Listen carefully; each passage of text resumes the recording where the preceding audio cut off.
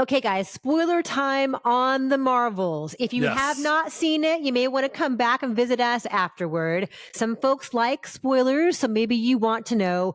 I've seen video of the end credit scenes out there for days anyway, so people have no standards, no protocol.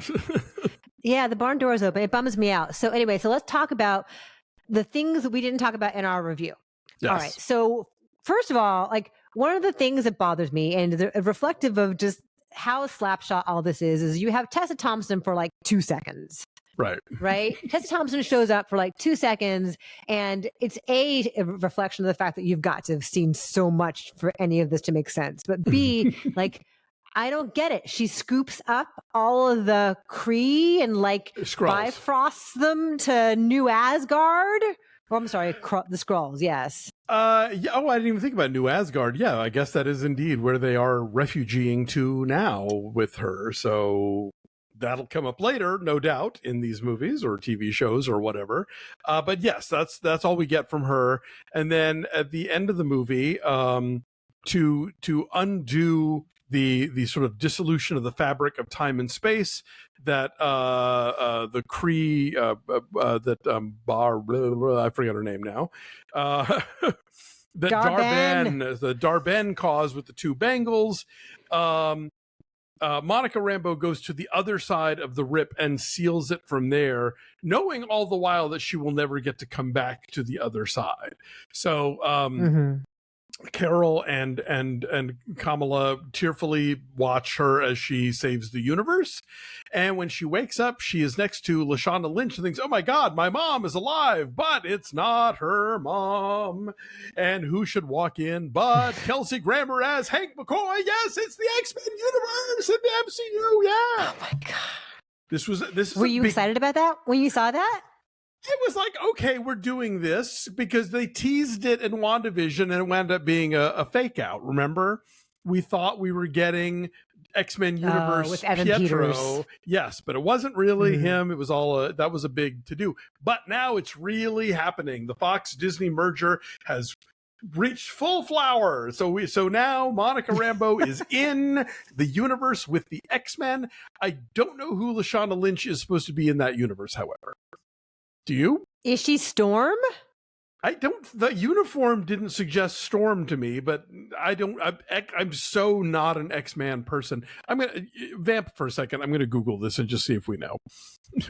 Okay. Anyway, so the thing with what's her face with Monica Rambeau pulling together all of the space and time stuff is so chintzy. It's so much of this is like people flinging themselves through space like fireballs, and it all just looks like joyless and flat and just superficial and empty. Like the effects here, like we saw the Hunger Games the next day, and that was an indication to me of like, okay, here's what you can do with visual effects when you have time. And I realize these are apples and oranges, and these are extremely different movies. I get that. But this just looks like all that stuff of, it's just the same, like people zapping each other in space with like space lasers.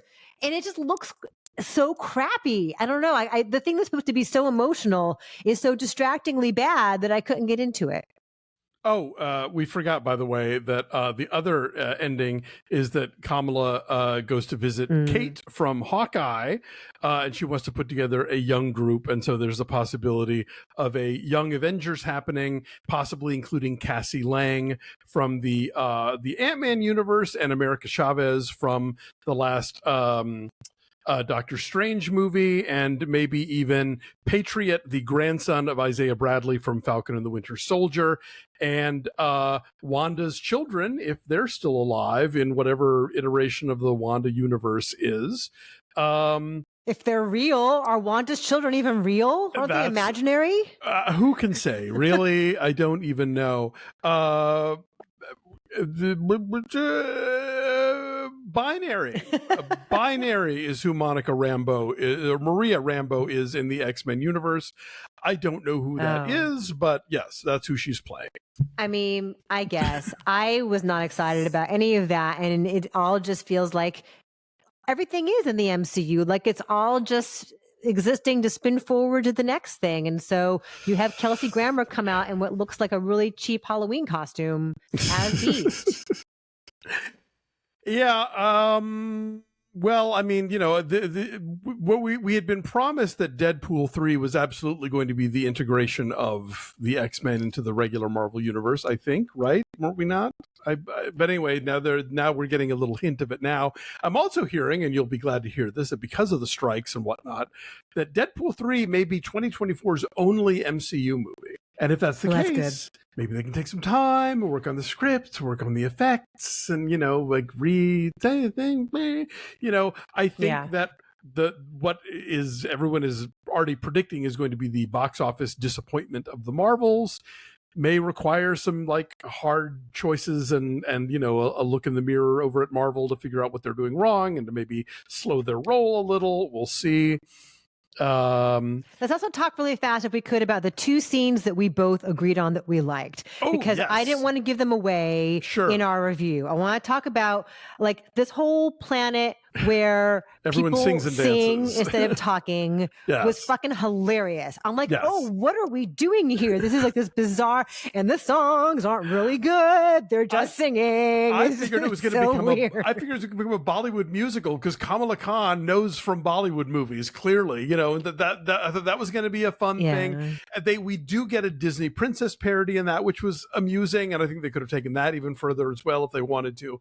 But yeah, that scene felt like there should have been an entire big ass production number that we just don't get, unfortunately. Did they shoot one? I don't know. The second one, and the Korean actor who is the prince who is in love with her, I think people were looking forward to seeing the Korean actor, and I was not familiar with him. He's in Parasite, but I don't know who he plays in Parasite, but I think people were psyched about him, and he's like no one, and he gets very little to do, but it's a really funny idea. Like this is who, like arguably the most powerful Avenger of them all is like stuck being married to this guy. I think that's kind of a fun, and how she wiggles out of that's kind of funny. And then we gotta talk about the whole thing with the Flerken. Is the actor's name. Thank you. Yes. Oh, we got to talk about the whole thing with the Flerken set to memory. Yes. Oh my God. Once I heard the first few strains of memory, I'm like, oh, holy shit, we're going to go there. This is so weird. And I think people are going to hate it, but it was very exciting because it took a chance. Yes, it's a funny bit. Basically, we discovered that when the Flerkens consume somebody, they, as cats will do, hack them up later rather than like consume and destroy them. And they figure out the only way to safely evacuate the space station with only one pod is to have the Flerkens eat everyone and then puke them back up on Earth. And so you got all these crew members being like tentacled up by the Flerken while memory plays. I was like, oh, bravo, Marvels, especially in a post-Cats universe. That's a bold stance. Totally.